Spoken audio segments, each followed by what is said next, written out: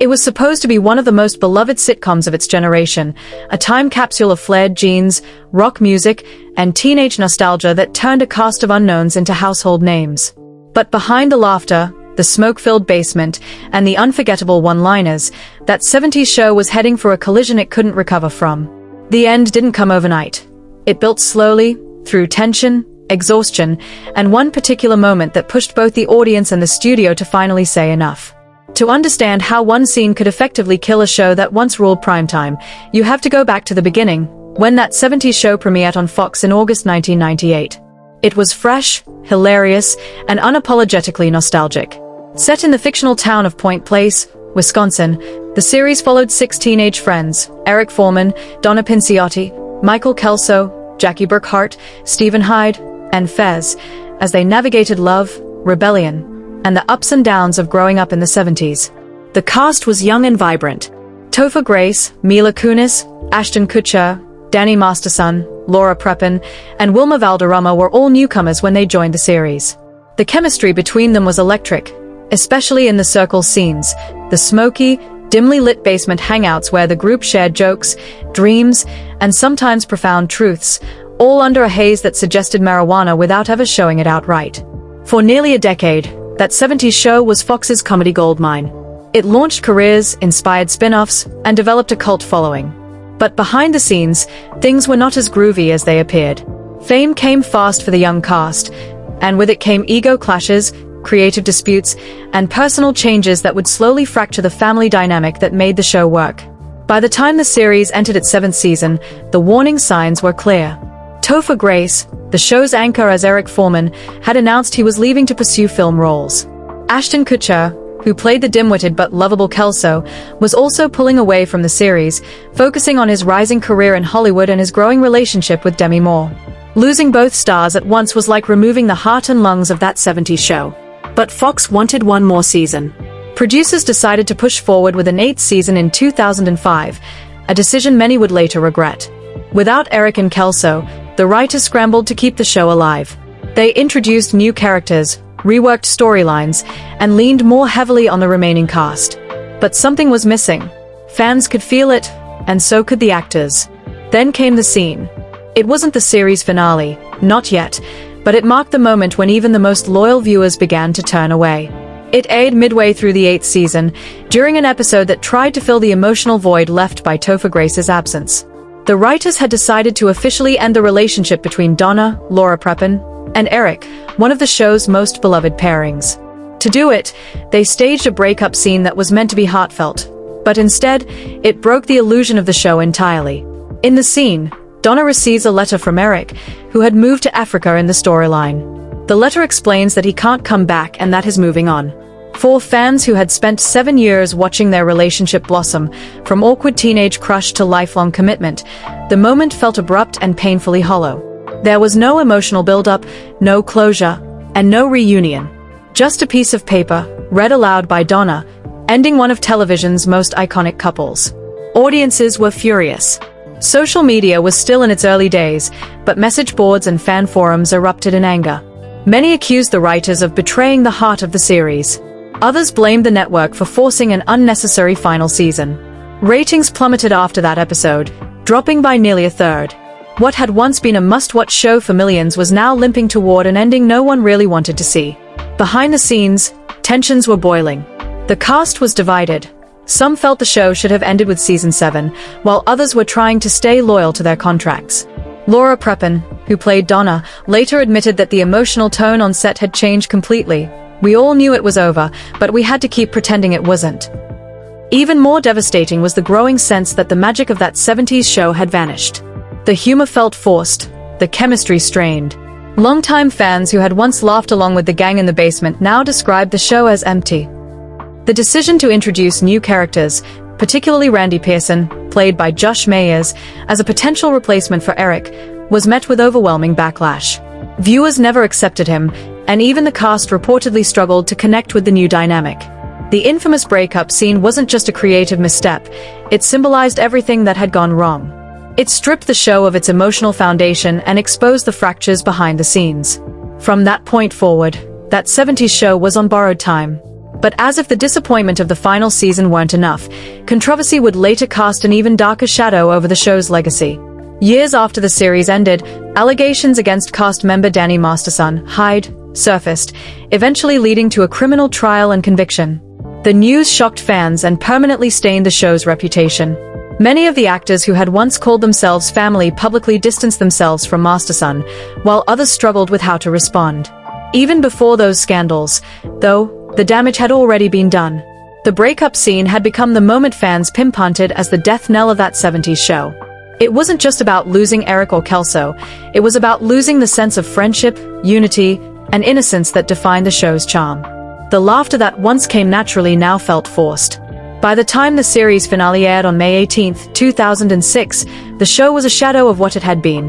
Fox had hoped to end on a nostalgic note, bringing back Topher Grace for a brief cameo, but even that couldn't undo the damage. The finale drew only a fraction of the viewers who had once tuned in religiously. For many, that 70s show had ended long before the credits rolled. It had ended the night Donna read that letter. Still, despite its messy conclusion, that 70s show remains an undeniable piece of television history. It captured the innocence of youth, the warmth of friendship, and the bittersweet nostalgia of growing up, even if its own ending became a cautionary tale about what happens when a great show goes on too long. When the cameras finally stopped rolling on that 70s show, there was a strange silence that lingered across the set, not the laughter and applause that had once filled it, but the quiet realization that something magical had ended long before its official goodbye. The breakup scene between Donna and Eric had been the tipping point, but what followed afterwards sealed the show's fate forever. Fox had pushed for one final season in hopes of keeping the sitcom's loyal audience engaged, but it backfired spectacularly.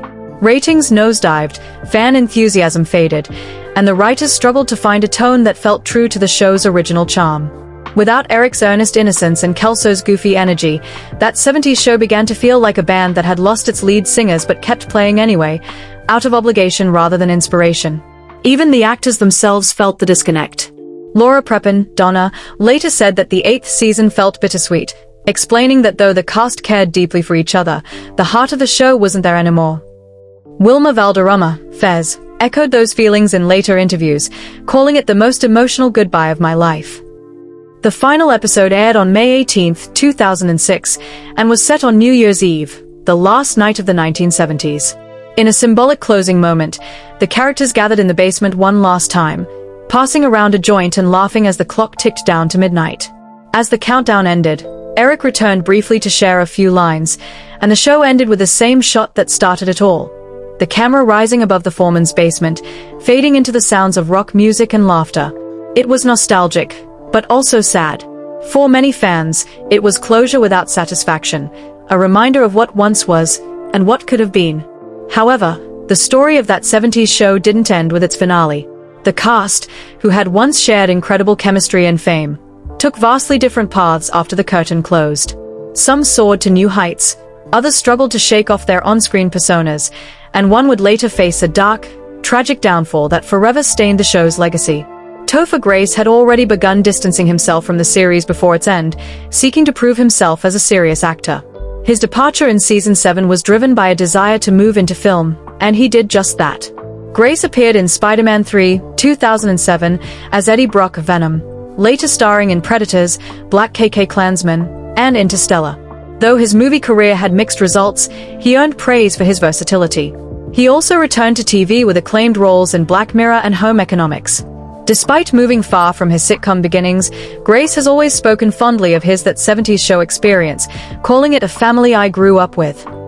Mila Kunis was only 14 when she first joined the cast, famously lying about her age to get the role. By the end of the series, she had transformed from a teenage unknown into one of Hollywood's most bankable actresses. After That 70s Show, Kunis voiced Meg Griffin on Family Guy and went on to star in major films like Black Swan, Friends with Benefits, Bad Moms, and Ted. Her chemistry with Ashton Kutcher, once her on-screen boyfriend, turned into real-life love. The two began dating years after the show ended and married in 2015.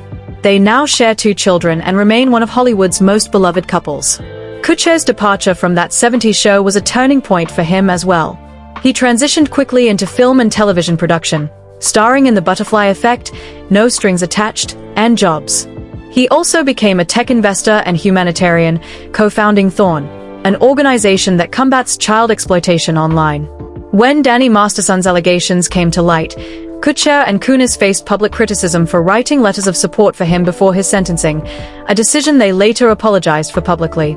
Despite the controversy, Kutcher continues to work in both entertainment and activism, though his connection to that 70s show is now a bittersweet one. After playing Donna, Laura Prepon successfully reinvented herself. She took on dramatic roles, most notably as Alex Voss in Netflix's Orange is the New Black, which earned her renewed fame and critical acclaim. She also became an author, writing about motherhood and self-care. In interviews, she's described that 70s show as her first love in acting, a place where she grew up both personally and professionally. Valderrama continued to work steadily in television, becoming a familiar face on shows like NCIS, Grey's Anatomy, and From Dusk Till Dawn. He's also been involved in humanitarian and Latino advocacy work, using his platform to speak out for underrepresented communities. In interviews, Valderrama has credited that 70s show for launching his career and shaping his outlook. It gave me everything: my voice, my family, my purpose. Once seen as the show's cool rebel, Masterson's post-show life took a devastating turn. For years, he worked behind the scenes in film and TV production while remaining active in the Church of Scientology.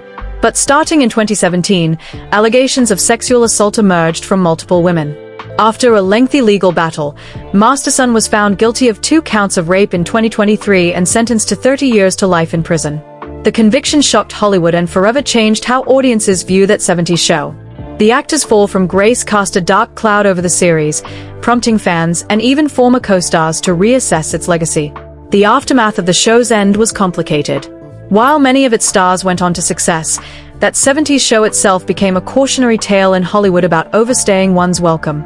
The series could have ended gracefully at its 7th season, with Eric and Donna's love story intact, the gang still united, and the tone still true to its heart. But network demands and creative exhaustion stretched it too thin, leading to a finale that left more pain than nostalgia. Even today, fans debate the moment it all fell apart. For some, it was Eric's departure. For others, it was Donna reading that letter, or the forced chemistry between Donna and Randy. But most agree that it was the show's loss of identity, the sense of friendship and rebellion that defined the early years, that ultimately took it off the air for good. In retrospect, that 70s show remains a time capsule not just of the 1970s, but of a simpler time in television, before scandals, before the industry changed forever. It gave audiences laughter, romance, and iconic pop culture moments that continue to live on in memes and reruns. But behind that laughter was a story of burnout, change, and tragedy that not even the most dedicated fans saw coming.